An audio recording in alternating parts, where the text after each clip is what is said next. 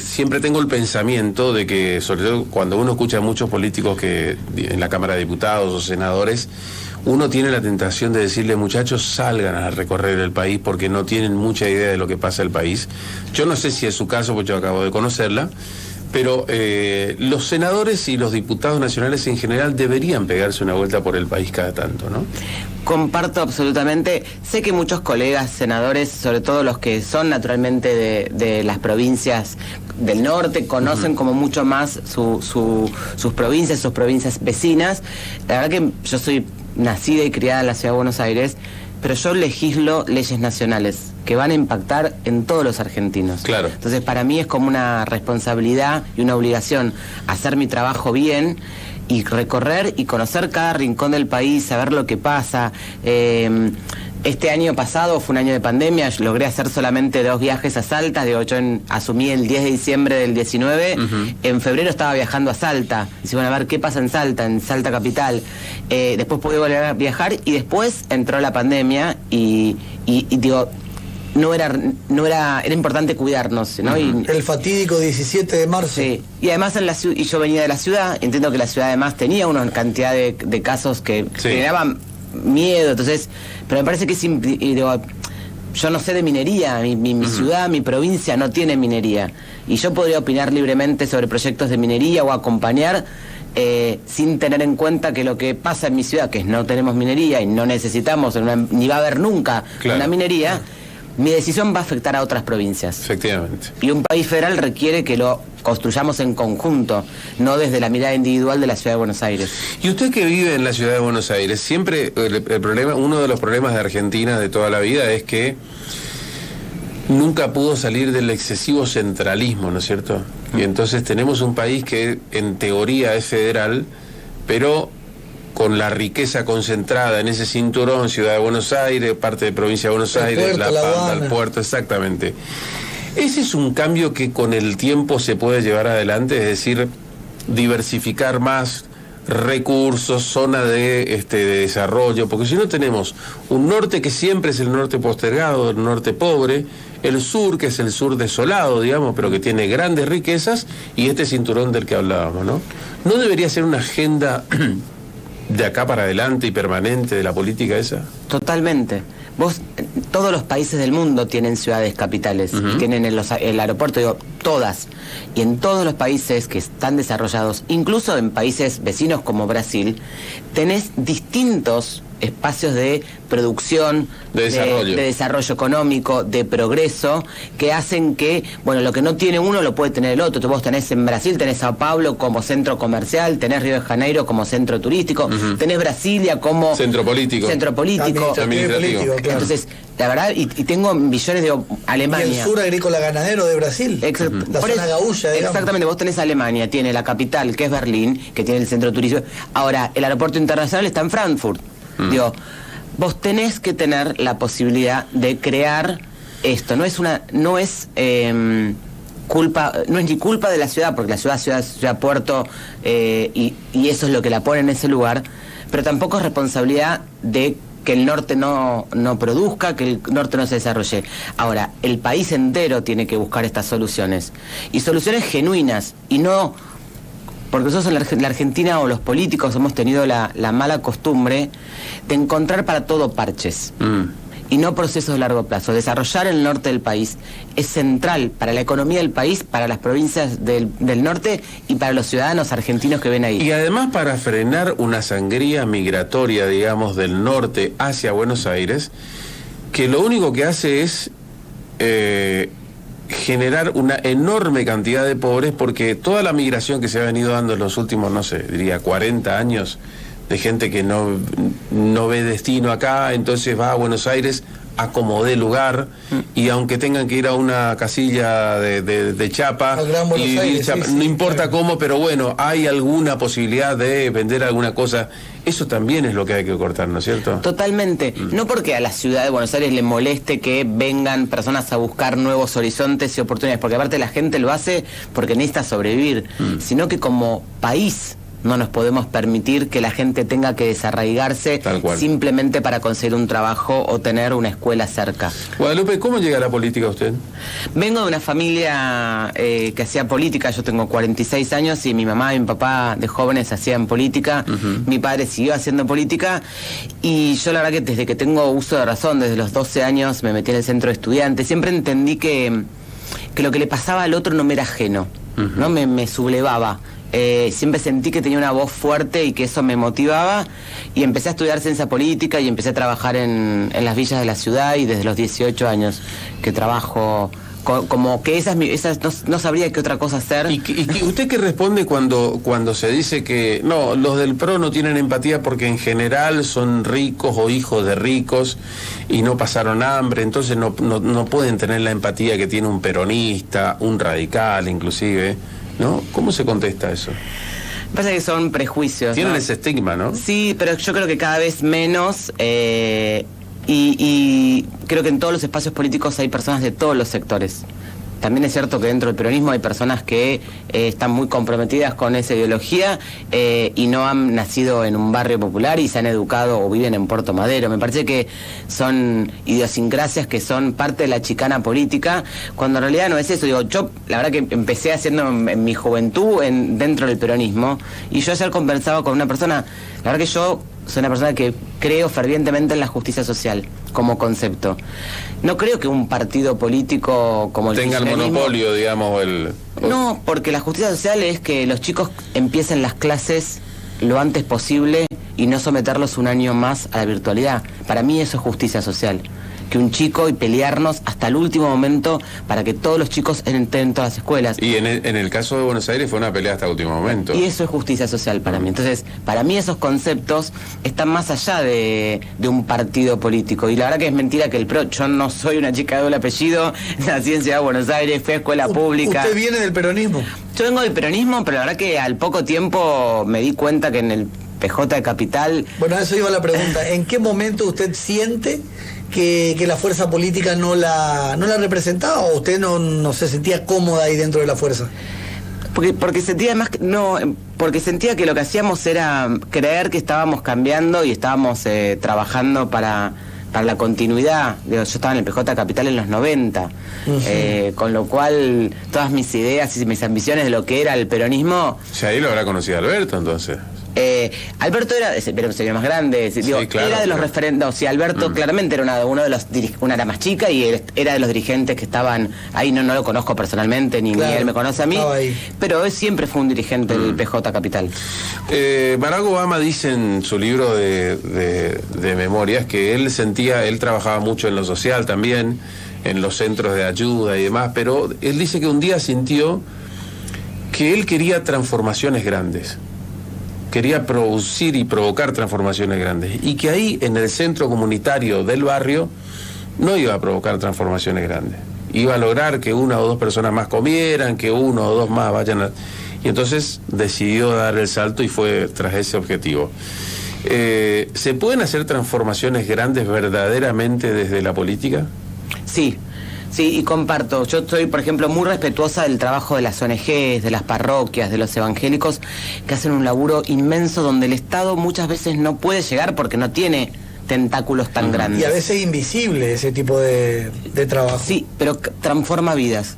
Claro. Cuando vos trabajás por vocación social, transformar una vida es transformar el mundo de esa persona. Ahora bien, las transformaciones grandes vienen desde la política en términos de que el poder te permite llevar adelante tus ideas. El poder no es malo en sí, sino lo que haces con él. Entonces comparto, nosotros queremos en poder tener la posibilidad de transformar y hacer transformaciones grandes, duraderias, que discutamos cómo hacemos para que el norte argentino se desarrolle no con un parche, no con algo de 2 minutos, sino con un proceso que en 20 años tengas el doble de población que se queda acá, el doble de industrias, las mejores escuelas, que seas un lugar de inversiones extranjeras. Y eso requiere transformaciones grandes. Dicen que usted conoce el pensamiento vivo de Horacio Rodríguez Larreta, que es una de las alfiles de Horacio, por lo cual si Horacio llega presidente, probablemente estemos acá al lado de la jefe de gabinete, ministra, jefe de gabinete, yo digo jefe de gabinete, vicepresidenta, no sabemos. Hay que tratarla bien, ¿no? Así, así dicen que dijo el padre Pío cuando le marcaron por Carlos Bostila. Claro, quería irse a dormir, ya estaba cansado, le dijeron, mire, ahí hay uno más. Y dice, no, ¿quién es? Un tal Carlos Bostila, año 62, creo, 63. Y San Pío dice que, hoy San Pío, el padre Pío dice que dijo, a ese lo vamos a atender porque un día va a ser papa. Conozco mucho Horacio, no es el pensamiento vivo de él. Impresionante, ¿no? Sí, la verdad que... Bueno, así que vamos a atenderla bien porque un día puede ser ministra de algo. Muchos le achacan a Horacio Rodríguez Larreta que es, para empezar, paloma del PRO, no halcón, como si una cosa u otra fuese una virtud. Pero muchos decían, no termina, es muy tibio, porque no termina sin colocarse del otro lado de la grieta. Soportó que le peguen, soportó que le saquen plata todos los días, coparticipación, le amenazan, le hacen de todo, no le dejan comenzar las clases y más, y Horacio que dice, yo creo que no tenemos que dividirnos, tenemos que ir adelante.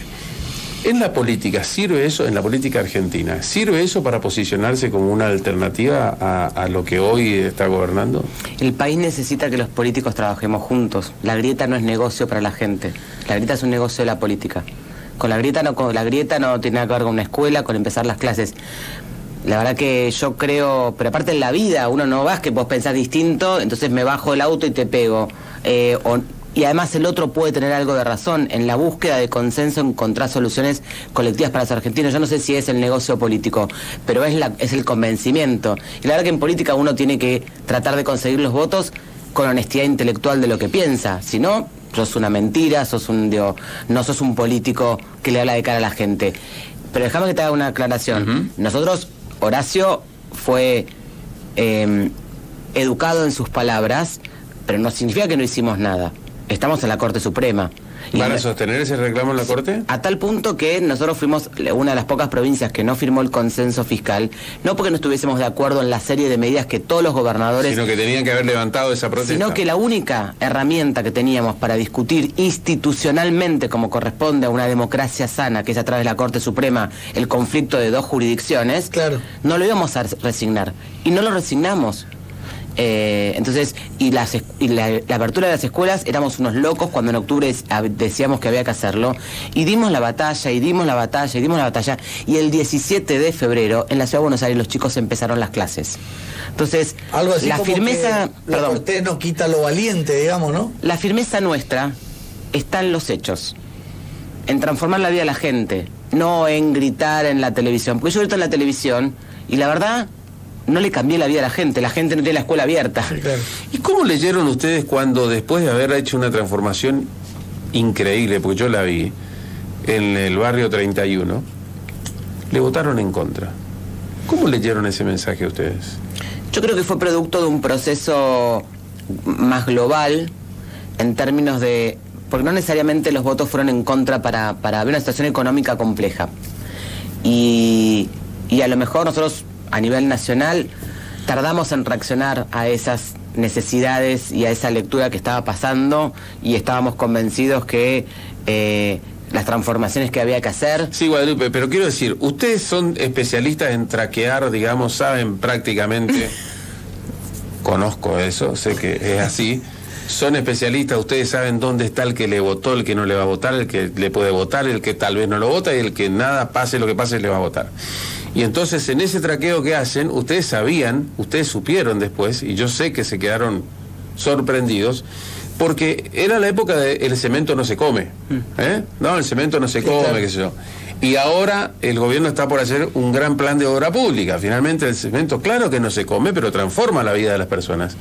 Y el trabajo que hizo el gobierno de la Ciudad de Buenos Aires en ese lugar fue transformarle la vida a esas personas. Y sin embargo, cuando llegó el momento que le den el voto, no se lo dieron. Nosotros lo hicimos porque había que hacerlo. Y porque... Obviamente, pero digo, ¿cómo analizaron el después de eso?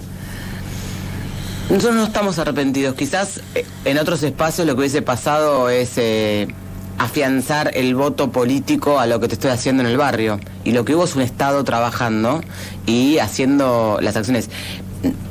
Hubo otros barrios que también, digo, si querés, perdimos las comunas. Nosotros entendemos que yo además era en ese momento ministra de Desarrollo Social, así que imagínate que leía y entendía perfectamente eso. La situación económica era compleja, sigue siéndolo, sobre todo para los sectores más vulnerables. Y la gente vota con razones muy propias y muy respetables. ¿Más emocionales que otra cosa? La gente vota, la gente es muy consciente cuando vota. Lo que a veces queremos los políticos es que podemos juzgar sus razones. Y las razones son de las personas y eso hay que respetarlo siempre. Si es por conveniencia, si es por miedo, si es por esperanza, si es por hambre, si es por angustia.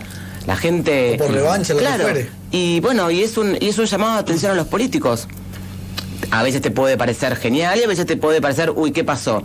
Pero es un desafío para los políticos, no es un error de la gente. Guadalupe, ¿qué piensa usted de la cruzada en la que está embarcada el gobierno nacional contra la justicia argentina? Me parece El hecho de que el presidente en el discurso haya dicho que el poder judicial está en los márgenes de la democracia. Me parece que es llevar a la Argentina, esa convicción de ellos, llevar la Argentina a los márgenes de la democracia. Hoy podés tener poderes ejecutivo, legislativo y judicial que seguramente pueden mejorar, ser más ágiles, ser más transparentes, gastar menos dinero, hacerlo eficientemente, responder de cara a la gente, seguramente. Pero tenés una división de poderes. Pensar que hay senadores y diputados que además, les recuerdo, tienen mayoría en las dos cámaras, con lo cual esa bicameral va a estar conformada por mayoría kirchnerista. Y que va a decir que hace bien un juez o que no. Sí, un delirio. Pero no un juez, porque esto también es importante, que nos pasó también con la reforma en su momento. No un juez que se ocupa de resolver si vos estás bien o no echado. Exacto. No el juez que tiene que resolver tu divorcio. Es el que resuelve las causas de Cristina, claro, y compañía. Esa justicia que es la de la gente, la que nos angustia, que vos tenés un despido mal hecho y estás 3 años, o le discutís al ANSES durante 4 años, o una mujer que pelea alimentos contra un tipo que se fue y no le quiere dar la plata, están 3, 4, 5 años. O los golpes, los femicidios. Sí.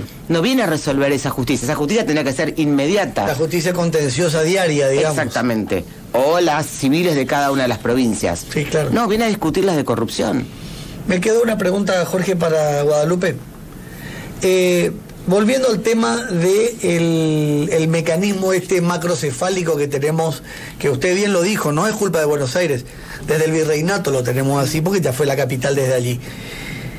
En su momento Raúl Alfonsín intentó trasladar la capital, fue un proyecto que muchos trataron de locura, a Viedma, trasladar la capital. ¿Usted cree que eso podría ser, no digo Viedma puntualmente, ¿no? Pero quitarla de Buenos Aires de alguna manera y descentralizar y crear como hizo, por ejemplo, el Brasil, que usted lo mencionó? ¿Podemos llegar a hacer algo así? ¿Eso puede descomprimir y a la vez crear un nuevo centro económico industrial en otro lugar que no sea Buenos Aires?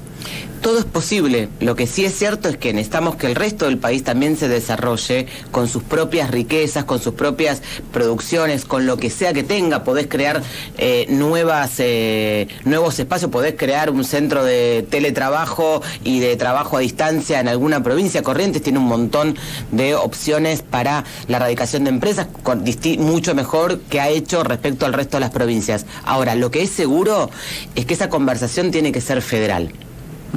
No puede ser imposición de ningún gobierno, ni de este ni del que viene. Que tenemos que entre todos discutir que la Argentina tiene que desarrollarse equitativamente, donde todos ganen, donde todos progresen, porque no es un tema de la política, es un tema de la persona que vive en cada provincia. No estamos hablando del político, del poder, de la gobernación. Hablamos de la persona que nace acá, quiere vivir acá, quiere desarrollarse acá, quiere formar familia acá. No quiere tener que de cada madre ver y saber que a sus hijos a los 18 va a tener que desarraigarlos. Está mal eso, pero requiere que estemos todos en esa conversación y no por imposición. Guadalupe, me quedan 3 minutos, un poquito más. Quiero quiero tocar un poquito en lo siguiente. Horacio Rodríguez Larreta. Dicen muchos que si hubiese sido el jefe de gabinete de Macri, hoy estarían gobernando. ¿Usted coincide con eso? Porque muchos dicen, no, lo que hizo Macri en Buenos Aires, pobre Marco Peña, pobre Marco Peña. Lo que hizo Macri en la ciudad de Buenos Aires, que transformó la ciudad de Buenos Aires, es Larreta puro. Cuando se va a la presidencia, lo lleva Marcos Peña y se quedó la ciudad con el Larreta ejecutivo y demás, pero perdió ese jefe de gabinete, ese hacedor que tenía Macri al lado. ¿Usted comparte eso? El proceso de yo soy parte del gobierno de Mauricio desde los 2 años de los 2 gobiernos de la ciudad fue producto de un trabajo enorme de equipo, donde Horacio tenía un rol, donde María Eugenia tenía un rol, donde Marcos tenía un rol. Y fue muy importante para mí, para la Argentina, haber ganado la Ciudad de Buenos Aires, la provincia, sí, la nación. Rompieron todos los relojes ahí, nadie esperaba eso. Y eso es bueno para la política, porque si no esa sensación de que siempre gobiernan lo mismo, que no se puede renovar, la Argentina tiene posibilidades alternativas. Podrán ser otras, pero podemos animarnos a que lo que siempre nos pasa nos siga pasando. Bueno, tiene que dejar de pasarnos. Y Horacio hizo nada, yo fui justo además ministra en su gestión. Horacio hizo una gestión maravillosa en la ciudad. Jamás me hubiese arrepentido un montón si no hubiésemos tenido esa transformación y esa experiencia tan genial en la ciudad. Uh-huh. ¿Va a ser presidente Horacio Rodríguez Larreta? ¿Cree usted? Horacio tiene una obsesión que es la Ciudad de Buenos Aires. Estamos en medio de una pandemia con quita de coparticipación. Pero no se ocupa del resto del país, entonces. No. Se está rompiendo un... Me parece que nosotros como lo más importante no es si Horacio va a ser candidato a presidente o va a ser presidente, es la importancia de que Juntos por el Cambio sigamos manteniendo esta unidad. ¿Se recompone Juntos por el Cambio después de la experiencia de no haber podido refichar en el gobierno, digamos? Yo creo que sí, porque seguimos juntos, con las diferencias. Nosotros somos un espacio que cada uno tiene opiniones distintas sobre algunas cuestiones, pero lo que no tenemos distintos son los valores y la convicción de qué Argentina queremos. Democrática, con división de poderes, de progreso, de educación, de justicia, de seguridad. Eso no está en discusión. Después las otras discusiones son coyunturales sobre qué opinamos sobre un tema específico. Ahora, con la cuestión judicial tenés a todo, Juntos por el Cambio, criticándola. ¿Qué opina usted sobre el ataque a la meritocracia que hace en general el kirchnerismo y demás, como un disvalor? Para mí es una falta de respeto, sobre todo a las miles de mujeres que en pobreza educan a sus hijos para que se esfuercen, para que vayan a la escuela, para que no salgan a robar, para que consigan aún un trabajo de cooperativista de limpieza en una empresa del turno noche. Para mí, decir que la meritocracia no es un valor es faltarle el respeto a esas miles de mujeres argentinas pobres que educan a sus hijos en la responsabilidad del trabajo, de la educación, de la honestidad.